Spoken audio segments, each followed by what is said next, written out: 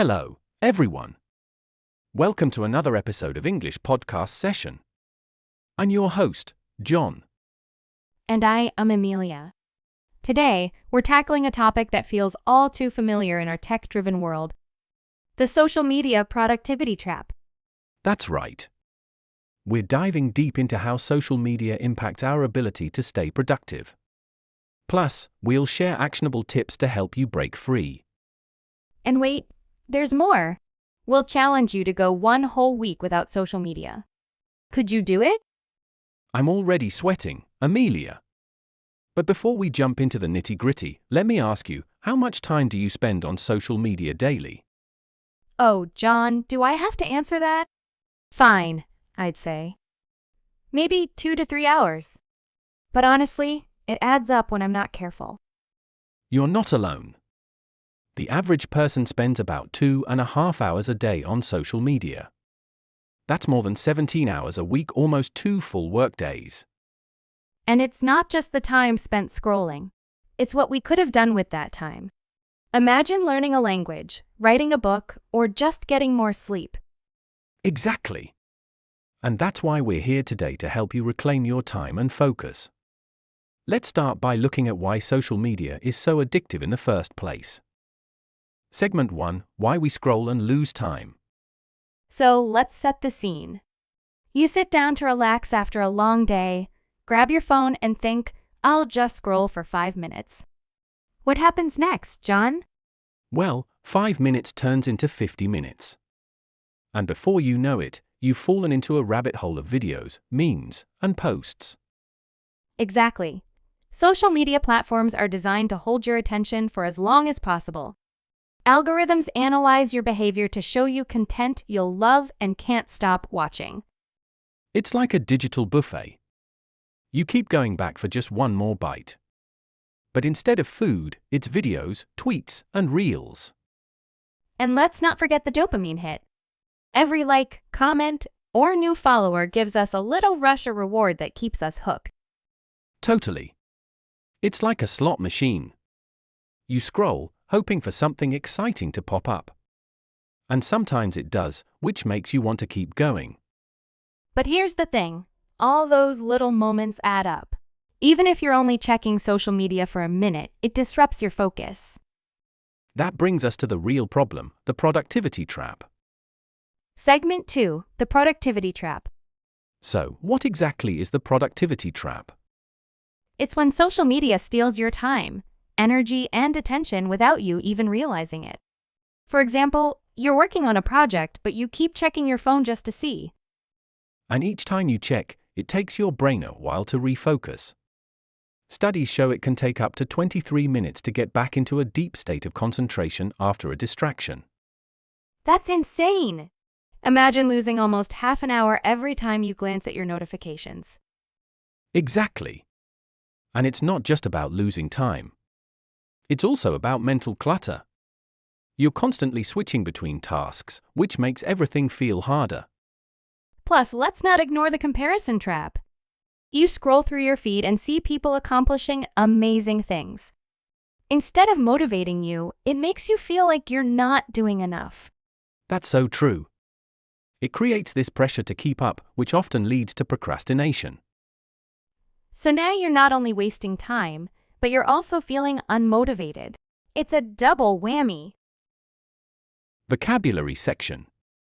All right, listeners, it's time for a quick vocabulary break. If you're new here, this segment is all about learning key words and phrases related to today's topic. Let's dive in. Our first word is dopamine. Dopamine is a chemical in your brain that makes you feel happy or rewarded. For example, getting likes on Instagram releases dopamine, which is why it feels so satisfying.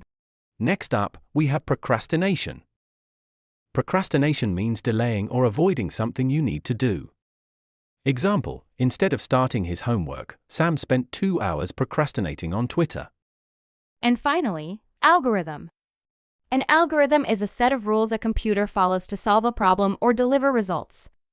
For example, social media algorithms show you content based on your preferences. Great job! Feel free to replay this section and practice. Segment 3, Tips to manage social media use. All right, let's talk solutions. How can we stop social media from hijacking our time? Step 1, set clear boundaries. For example, decide to check social media only during certain times of the day like lunch or after dinner. Love that. It's like putting social media in its own little box. Exactly. Step 2, turn off unnecessary notifications. If your phone isn't buzzing every 5 minutes, you're less likely to get distracted. Another great tip is to use apps that track your screen time. It can be eye-opening to see how much time you're really spending online. Totally. There are even apps that temporarily block social media if you need to focus. Here's another idea. Replace scrolling with something more productive. For example, keep a book nearby or try a quick workout when you feel the urge to grab your phone. And don't underestimate the power of mindfulness. Before opening an app, pause and ask yourself, why am I doing this? Is it helpful or just a habit? That's such a good point, John. Which brings us to our favorite idea, the No Social Media for a Week challenge. This is a big one, folks. Delete all your social media apps for 7 days. Use that time to focus on other things, then see how you feel. It's tough, but totally worth it. We'll share some tips for getting through the challenge at the end of the episode. Segment 4, Story Time, the social media wake-up call. All right, it's story time. Let's talk about Sarah. She's a freelance graphic designer who loved social media. Maybe a little too much. Sarah would scroll through Instagram every morning before starting work. She told herself it was just to get inspired. But instead of feeling inspired, she'd end up comparing herself to other designers.